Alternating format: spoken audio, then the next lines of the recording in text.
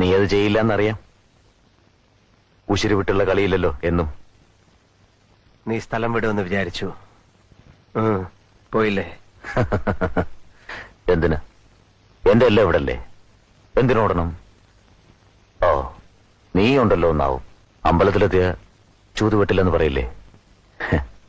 കുട്ടിക്കാലത്ത് തായം കളിക്കുമ്പോ തൽക്കാലം അതുപോലെന്ന് വെച്ചു ധൈര്യമായി കിടന്നു. ഒരു സന്ധി. നീ ഒന്നും ഇവിടെ മിണ്ടില്ല എന്ന വ്യവസ്ഥ. ഇവിടെ വെച്ച് ഞാനും ഒന്നും ചെയ്യില്ല. അതിന് കൈയടിക്കാം. മിണ്ടിയാലും ഇവിടെ ഒരാളും വിശ്വസിക്കാനും പോണില്ല. ചുമ്മാതെ എണ്ണി തിരിഞ്ഞു വന്നാൻ പറയുന്ന കള്ളക്കഥ. അല്ലാതെന്ത്? സമ്മതിച്ചോ ഞാൻ പറഞ്ഞത്?